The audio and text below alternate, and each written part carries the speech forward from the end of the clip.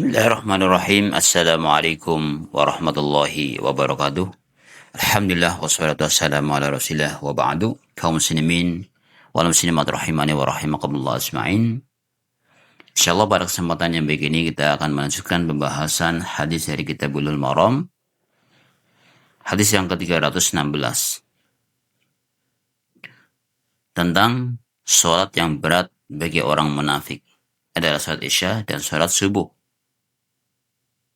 Hadisnya adalah dari Abi Hurairah radhiyallahu an. Beliau berkata, Rasulullah sallallahu alaihi wasallam telah bersabda, "Asqalus salati 'alal munafiqin salatul Isya wa salatul fajri." Bahwa salat yang berat bagi orang-orang munafik adalah salat Isya dan salat subuh. Walau ya'lamuna ma fihima la atauhuma walau habwan. Kalau seandainya mereka mengetahui tentang keutamaan pada sholat subuh dan sholat Isya, sungguh mereka akan mendatanginya walaupun harus merangkak. Mereka akan datang kalau mereka mengetahui keutamaan sholat subuh dan sholat Isya walaupun harus merangkak. Kenapa demikian? Kenapa orang-orang munafik itu malas untuk sholat Isya dan sholat subuh? Di antaranya adalah karena waktu Isya dan subuh adalah waktu yang gelap, di mana orang-orang tidak pada melihatnya. Jadi orang munafik itu sholatnya karena riya.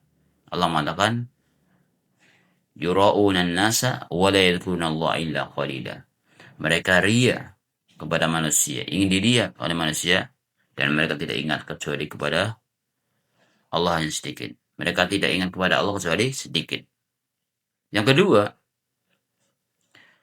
bahwasanya kondisi dua waktu ini mengganggu kenyamanan mereka.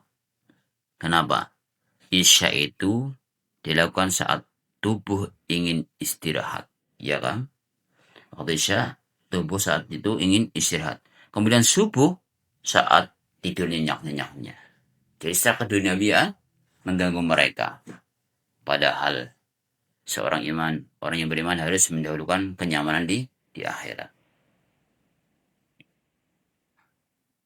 Kemudian orang-orang munafik itu tidak ada motivasi pahala.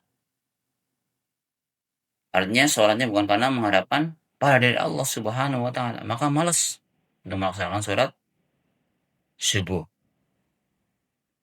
Dan juga sholatnya bukan karena keimanan. Maka jamaah sekalian yang sungguh dirahmati oleh Allah Subhanahu wa ta'ala, ini menunjukkan pentingnya keikhlasan dalam sholat berjamaah. Kemudian juga kita berusaha menghindari dari sifat-sifat orang-orang munafik. Kemudian kita kaji hal yang sangat penting agar kita mengetahui betapa besar nikmat, betapa besar pahala sholat Isya dan subuh. Yang pertama, bahwa orang yang sholat Isya seakan-akan sholat separuh malam. Dan orang yang sholat subuh seakan-akan seperti sholat semalam suntuk. Mana dalilnya?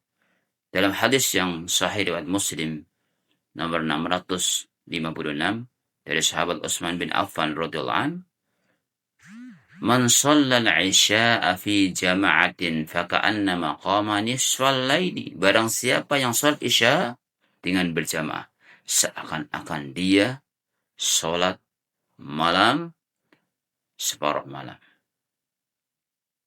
Seakan-akan dia seperti telah salat separuh malam. Wa man shalla subha fi jama'atin, barang siapa yang salat subuh dengan berjamaah, faka'annama shallal laila kullah. Ya seperti telah sholat sepanjang malam. Subhanallah. Ini orang yang mau sholat isya dan sholat subuh. Dan yang berikutnya adalah dibebaskan dari sifat munafik. Karena tadi dalam hadis yang kita baca, sholat yang paling berat bagi orang munafik adalah sholat isya dan subuh. Hadis riwayat Muslim, ya. Bahkan juga Bukhari, hadis muttafaqun alaih. Yang ketiga, di antara keutamaan sholat isya dan subuh bahasanya cahaya sempurna di hari kiamat. Rasulullah SAW bersabda dalam hadis riwayat Abu Dawud nomor 561 dan Tirmidzi nomor 223, Basyiril masya'ina fi dhulmi ilal masajid bin nuri at-tam yaumal qiyamah.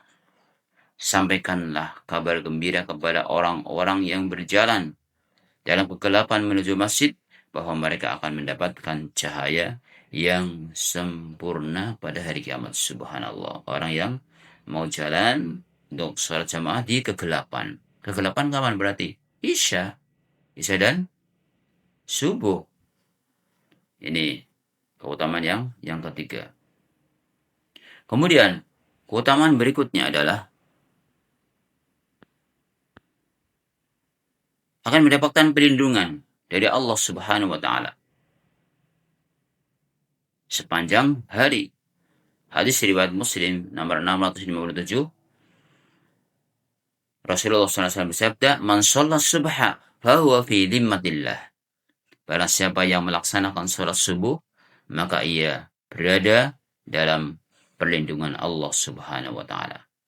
Maka dari hadis yang kita bahas dan sebagai penopang ada hadis-hadis yang lain tadi, bahwasanya kita hendaknya bergegas untuk mendirikan sholat berjamaah, lebih-lebih sholat isya dan subuh yang tadi berat bagi orang-orang munafik.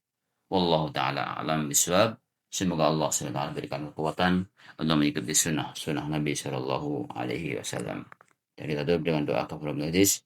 Subhanakallah wa hamdika asyhadu an la ilaha illa anta astaghfiruka wa atubu ilaik. Assalamualaikum warahmatullahi wabarakatuh.